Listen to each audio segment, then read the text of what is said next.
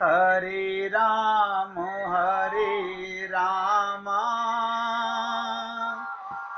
राम राम हरे हरे, हरे कृष्ण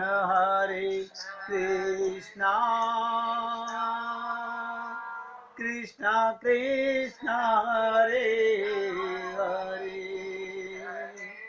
हरे राम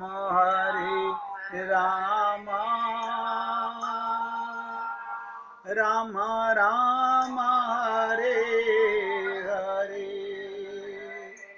हरे कृष्ण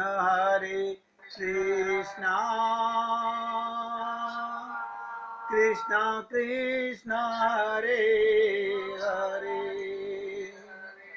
हरे राम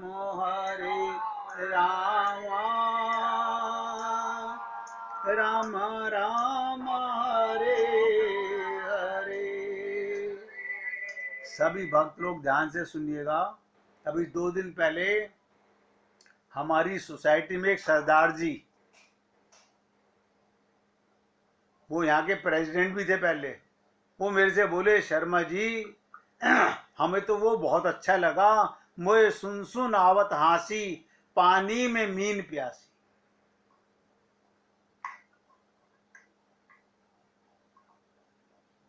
ये सरदार जी के वर्ड बता रहा हूं।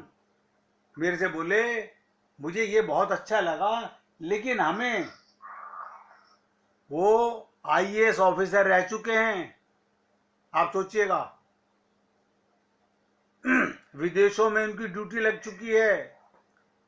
तो मैंने उनसे पूछा, मैंने कहा जब आपको ये अच्छा लगा तो इसका पता भी तो होगा, इसका अर्थ क्या है? बोले, अगर ये पता होता तो हम आपसे क्यों पूछते। मैंने कहा सारे संसार का यही हाल है, मुझे सुन सुन आवत हासी, हम सब लोग हंस रहे हैं, पानी में मीन कैसे प्यास हो सकती है। आप और हम लोग परमात्मा की गोदी में रहते हैं और दुखी रहते हैं। सोचो, देखो कमाल की बात, आनंद में ही रहते हैं। यानी हमें तो ये तलक समझ नहीं आ रहा, जिसने हमारा कभी त्याग नहीं किया, जिसकी कृपा से आज आप और हम लोग सत्संग में हैं। देखिए कमाल की चीज, जिसकी कृपा से हम सत्संग में हैं, उसकी कृपा को भी महसूस नहीं कर रहे। जिसकी कृपा से ये तन मिला, आप और हम सब आत्माएं न जाने कौन से जन्मों की बिछड़ी हुई हैं। कहीं ना कहीं हम लोग पहले भी सत्संग में रहे होंगे, फिर भगवान ने इकट्ठा कर दिया। कहां से इकट्ठा किया, कैसे किया, किसको भेजा, वो उसकी लीला है। आप सोचिएगा, हम लोग कौन से पैसे खर्च करते हैं इसके लिए, भगवान की कृपा घर बैठे मिल रही है।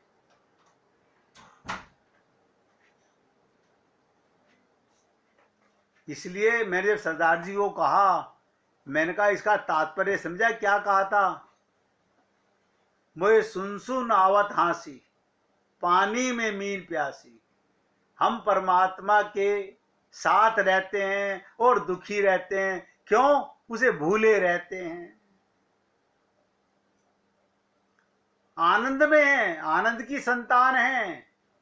रामचरितमानस कह रही है, गीता हम नहीं मानते।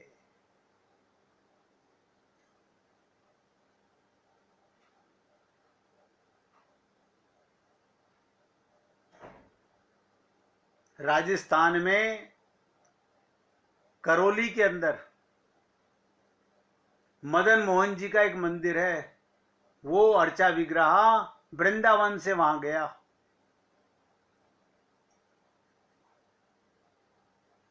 ये अंग्रेजों के समय की कथा सुना रहा हूं, ध्यान से सुनिएगा। वहां पर हिंदू मुसलमान सब रहते हैं। तो वहां पर एक काले खान मुस्लिम सफाई करने वाला कर्मचारी, उसे क्या सेवा मिली? तुम मंदिर में अंदर नहीं जा सकते, लेकिन बाहर की सफाई करोगे। उस समय पहले आप लोगों को याद होगा, लेदर का, चमड़े का 30, 40, 50 किलो का बैग होता था, जिसे मशक बोलते थे, पता नहीं क्या बोलते थे, टांगे रहते थे, और उसमें पानी लेकर के जमादार लोग सड़कों पर डालते थे। वो काले खां उस मंदिर के चारों तरफ पूरे हृदय से सफाई करता था, पूरे हृदय से। और कभी कभी सफाई करते हुए मंदिर के द्वार के आगे से निकलता तो मदन मोहन जी के भगवान के अर्चा विग्रह के दर्शन कर लेता था, बस। उसे उसके मुस्लिम परिवार के लोग काफिर बोलते थे। बोले तू काफिर हो गया है। क्या काफिर हो गया है? तू कभी मस्जिद नहीं जाता। कोई उसको पसंद नहीं करता था, और वो सिर्फ खाना खाने घर पर गया और वापस फिर मंदिर के। उसको पता नहीं क्या शौक था।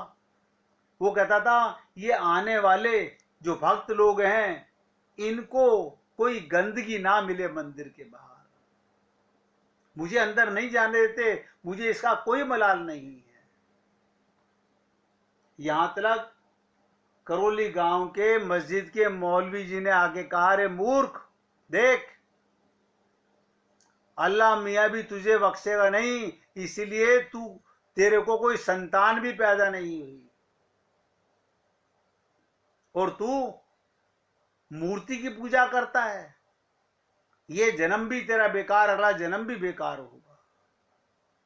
लेकिन वो काले खां किसी की नहीं सुनता था, किसी की नहीं सुनता था। और भगवान से उसने कभी कुछ नहीं मांगा। बस जब कभी सूरत भगवान की दिख गई, उसका ये हाल हो गया, उसको रात सोते हुए भी ये नजर आता था, मैं मंदिर की सेवा कर रहा हूं, मैं सफाई कर रहा हूं, दिन में भी और रात्रि में भी।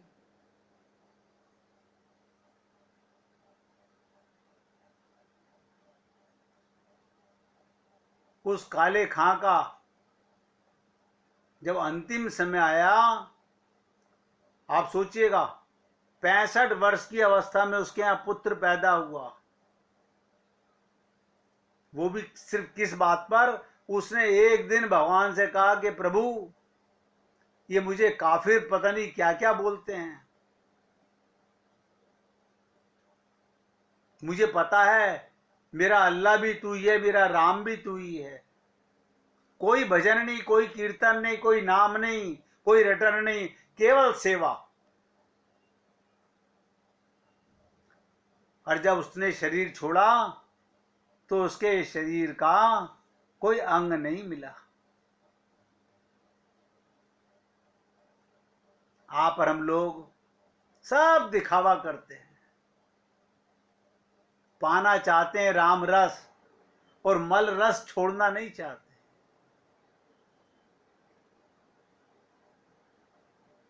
दुखी का कारण क्या है बताइए? आनंद की गोदी में रहने वाला दुखी है। ये अपने ऊपर लागू करके देखो, मोए सुन सुन आवत हंसी, पानी में मीन प्यासी। हम सब लोग भगवान की गोदी में हैं, भगवान के साथ हैं। और यहां तक राज आपको बता दिया, 24 घंटे हो उसके रहमो करम पर हो, लेकिन विश्वास नहीं होता। विश्वास नहीं होता तो कल्याण होगा कैसे? आप सोचिए, कल्याण होगा कैसे?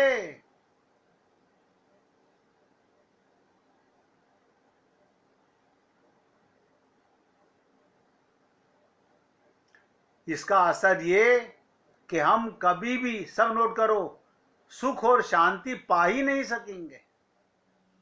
दिमाग चिंता में, ये चिंता की मधुमक्खियां 24 घंटे हमारी खोपड़ी में भिनभिनाती रहती है। राम राम भी बोलते रहते हैं मुख से, और अंदर, मन के अंदर मक्खियां भी भिनभिनाती रहती हैं चिंता की। मैं एक ही शब्द पर आपको इतने दिनों से कोशिश कर रहा हूं कि शरणागति के अर्थ को हम समझ पाएं। शरणागत होने का अर्थ है, अब मैं पुरुषार्थ तो करूंगा लेकिन कर्ता बन के नहीं करूंगा। मैं घर का मालिक बन के नहीं करूंगा सेवा, अब भगवान का चाकर बन के इनकी सेवा करूंगा। फिर बता रहा हूं, देखो, अपने को मालिक मत बनाओ, चाकर बनाओ, सेवक बनाओ, जहां प्रभु ने आपको रखा हुआ है। गोपियां यही करती थी, और यही शरणागति का मूल अर्थ है। मैं पुरुषार्थ तो करूंगा, कर्म तो करूंगा, लेकिन कर्ता बन करके नहीं। मैं अपनी कामना के लिए कर्म नहीं करूंगा, मैं वो करूंगा जो मेरा मालिक कराएगा। उससे मुझे सुरक्षा मिले, भरण पोषण मिले, ये उसकी कृपा है।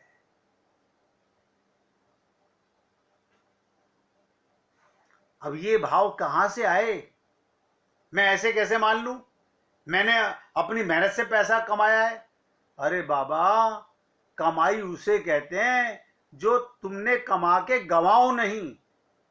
जो तुम छोड़ के जाओगे वो कमाई कहां है?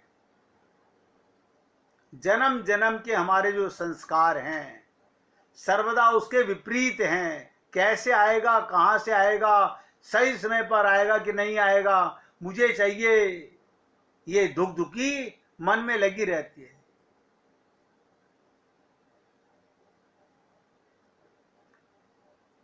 अपना भार छोड़ते छोड़ते भले ही घबरा घबरा कर ये दिखेगा कि जब जितने की या जिस व्यक्ति या जिस वस्तु की मुझे आवश्यकता है वो पूरी हो रही है कि नहीं हो रही है। जैसे हम इसका अभ्यास है कि 10,000 लाख करोड़ आदि बैंक में हो तो तभी तो हम प्रोग्राम बनाएंगे क्या करना है। देखिएगा, आप और हम लोग कोई स्वर्ग जाने के लिए करोड़ों रुपए जोड़ लीजिए ना, आप कहोगे नहीं वहां तो जा नहीं सकते। ये मैं ये नहीं कह रहा हूं कि आप कमाना बंद कर दीजिए, इसमें अपनापन मत कीजिए। हम पाप ही पाप करते जा रहे हैं। लाखों करोड़ रुपए बैंक में होंगे तो प्रोग्राम बनाऊंगा, लेकिन भगवान जी की ये योजना ऐसी है कि उनको पता है हमें कब क्या कितना चाहिए, तो उसके सहारे ही रहना है। उसको समझाया नहीं जा सकता, बस वो हो जाता है। कैसे हो जाता है पता नहीं, विश्वास नहीं होता। घास काटने वाली पति पत्नी, मजदूरी करने वाले, उनके घर के बच्चे, उस मां के भी स्तनों में वही दूध आ रहा है परमात्मा का। और अरबपति के घर में स्त्री पैदा हो रही है, उसके भी वही दूध आ रहा है। और आज पूरे विश्व में सारी डॉक्टर कहते हैं मां के दूध जैसा अमृत कोई नहीं है, लेकिन ये कोई नहीं समझ पा रहा। वो आई अमृत से रहा है, वो परमात्मा से आ रहा है। और आप और हम सब लोग वो पी चुके हैं, लेकिन किसी को ये एहसास नहीं कि परमात्मा ने वो अमृत अपना पिलाया था। नहीं महसूस होता।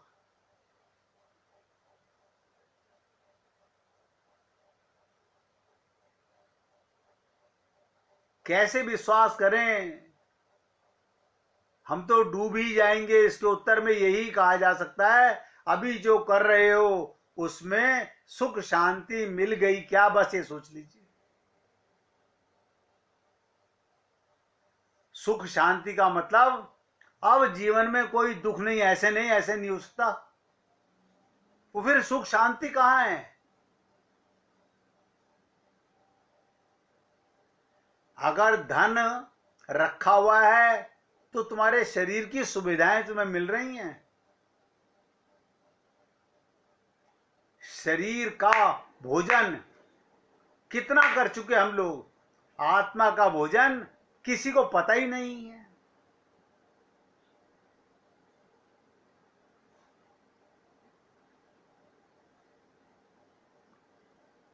इसलिए आपसे निवेदन कर रहा हूं, बाकी करना तो उसमें ही पड़ेगा, इसमें ही रहना पड़ेगा, संसार में रहना पड़ेगा। क्योंकि जब तक देह है, सब नोट करो, कर्म से छुट्टी नहीं मिलेगी। कर्म तो करना पड़ेगा। आप एक लेटे लेटे भी खाली नहीं रहते, मन विचार करता रहता है, कर्म है। संत महात्मा भी भगवत प्राप्ति करने के बाद भी, उन्हें भी हम लोगों की सेवा करनी पड़ती है, कर्म करना पड़ता है।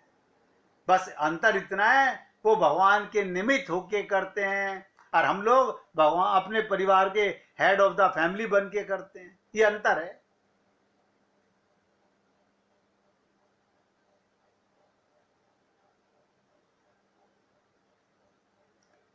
बस इतना सोच लीजिए कि जो मैं कर्म कर रहा हूं उसका उद्देश्य क्या है,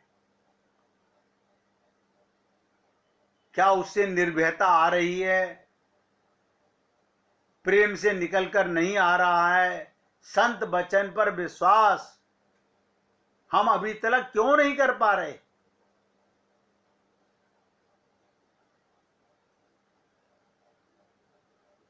ईश्वर की कृपा, सब ध्यान से सुनो जो 2 लाइनें बोल रहा हूं। भगवान की कृपा और अथाह प्रेम की अनुभूति,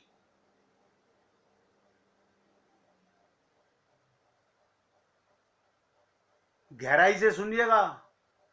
ईश्वर की कृपा और अथाह प्रेम की अनुभूति कर्ता बन के सुरक्षा करते रहने में कैसे होगी? अपने को कर्ता मानते रहोगे, मैंने किया मैंने किया। जब सब कुछ आप ही कर रहे हो तो भगवान कह रहे हैं ठीक है।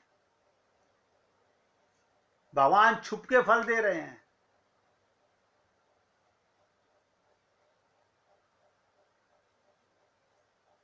भगवान क्या कहते हैं, 2 लाइन में सुनिएगा। सखा सोच त्यागऊं बल मोरे, सब विधि घटव काज मैं तोरे। जो मेरे शरण आ जाता है उसके सारे काज मैं करता हूं। किसी ने पूछा तो हनुमान जी ने समुद्र पार किया, हनुमान जी ने समुद्र पार कर लिया। यही तो हम लोगों का भ्रम है। हम कभी नहीं समझ सकते कि किसने पार किया, किसके विश्वास से किया, क्या ताकत थी हनुमान जी के पास।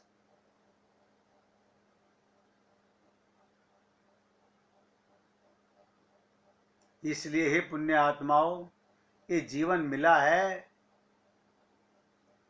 पूर्ण विश्वास करने के लिए। जहां शंका होती है वहां शरणागति कभी नहीं हो सकती, और हमारा मन 24 घंटे भ्रमित रहता है। अब ध्यान से सुनिएगा। ईश्वर परमात्मा डायरेक्टर है, जीव का प्रेरक हो जाता है और जीव बुद्धि आदि का हो जाता है। जब जीव जो करता दिखाई पड़ता है वो ईश्वरीय प्रेरणा का परिणाम मात्र है। जीव का परमानंद प्राप्ति पर्यंत ही स्वार्थ था। जब वो पूरा हो गया फिर अब क्या करना है?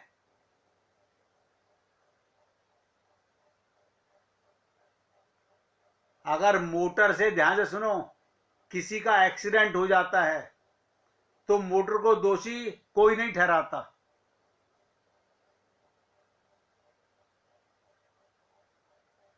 क्योंकि मोटर स्वयं तो चलती नहीं है, वो तो जड़ वस्तु है। उसका चालक, ड्राइवर दोषी है, अतः उसी को दंड मिलता है, कार को जेल में नहीं डालते। आपकी कार से किसी का मर्डर हो गया तो कार को जेल होगी कि आपको जेल होगी? उसी प्रकार फिर देखो, नए नए तरीकों से बताने का प्रयत्न कर रहे हैं हम कि उसी प्रकार जब तक जीव शरणागत नहीं हुआ था तब तक स्वयं कर्म का करता था, जब शरणागत हो गया तो करता नहीं रहा, जो करे सो हरि करे।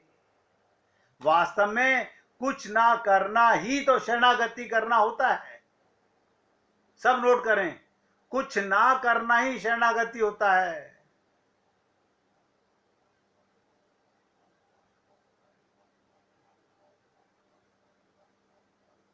लेकिन आप और हम लोग अपने को कर्ता मानते रहते हैं, मैं करता हूं, मैं करता हूं। मैंने कितनी बार कहा, कोई संत महात्मा सत्संग नहीं करता, वो निमित्त बनते हैं खाली। जो करे सो हरि करे। आप और हम लोग किसी दिन सत्संग भगवान की गोदी में बैठ के सुनिएगा कि मैं भगवान की गोदी में आत्मा बन करके सुनिएगा, देखिएगा कितना आनंद लोगे।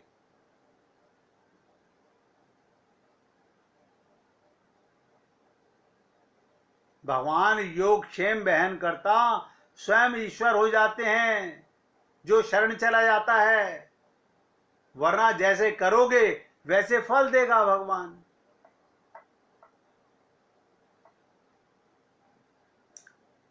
महापुरुष तो एक मशीन की तरह शरणागत मात्र रहकर ब्रह्म की गोद में निर्भयता पूर्वक आनंद रस का पान करता है, बस। आप और हम लोग नहीं समझ पा रहे। भगवान का कीर्तन करिए, फिर आगे बढ़ते हैं।